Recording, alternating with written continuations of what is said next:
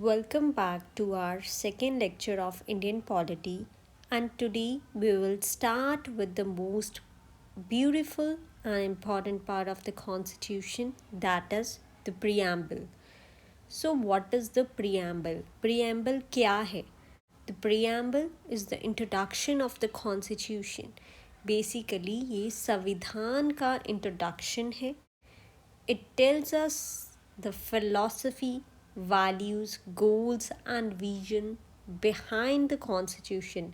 Basically ये हमें बताता है कि जो हमारा कॉन्स्टिट्यूशन है, जो हमारा संविधान है, वो किन विचारों, किन वैल्यूज़, किन गोल्स के ऊपर बना है, right?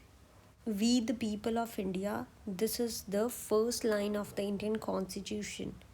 Basically, it means that the people of India themselves made the constitution and they hold the final power. It actually means that Bharat का जो संविधान है, जो कॉन्स्टिट्यूशन है, वो खुद भारत के लोगों ने ही बनाया है and they hold the final power. और जो असली पावर है वो जनता के पास ही है. Sovereign means that India is free to make its own decisions. And कोई भी फॉरेन पावर हमें कंट्रोल नहीं कर सकती है. हमें कोई भी फॉरेन कंट्री के रूल्स फॉलो करने की ज़रूरत नहीं है. इंडिया अपने रूल्स खुद बनाता है, right? And the next word we have in preamble is socialist.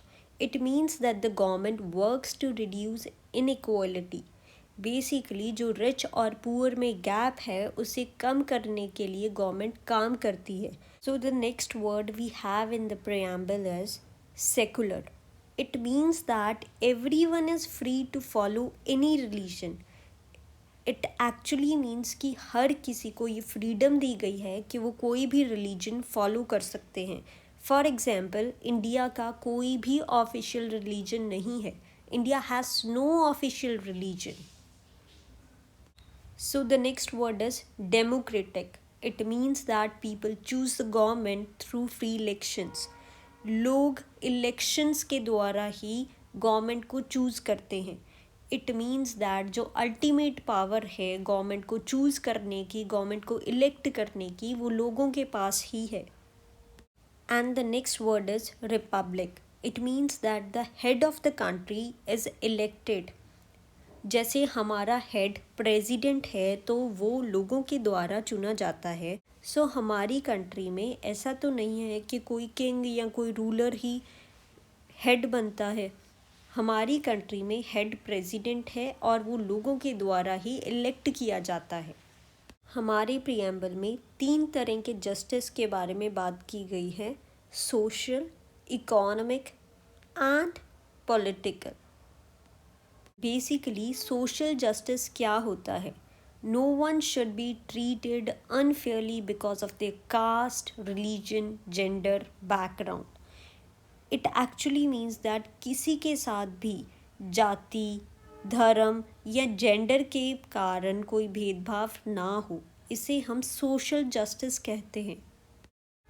Economic justice means that everyone should get fair opportunities to earn and live a decent life, right? And political justice means that everyone should get an equal chance to take part in politics and decision making. For example, right to vote, right? हर किसी के पास voting का अधिकार होना चाहिए. That is political justice. Next word is liberty, यानी freedom. Freedom of thought, speech, faith, believe and worship. ये सभी liberty के बारे में हमारे प्रीएम्बल में बताया गया है. Next word is equality. It means that समानता होना, और we can say everyone is equal before the law. Next word is fraternity. It means a feeling of unity and brotherhood among citizens. इसे हम एकता या भाईचारा भी बोल सकते हैं, राइट? 1976 में जब 42nd कॉन्स्टिट्यूशनल अमेंडमेंट हुई थी तो उसके अकॉर्डिंग 3 वर्ड्स हमारे प्रीएम्बल में ऐड किए गए थे. One is socialist, second is secular and third is integrity.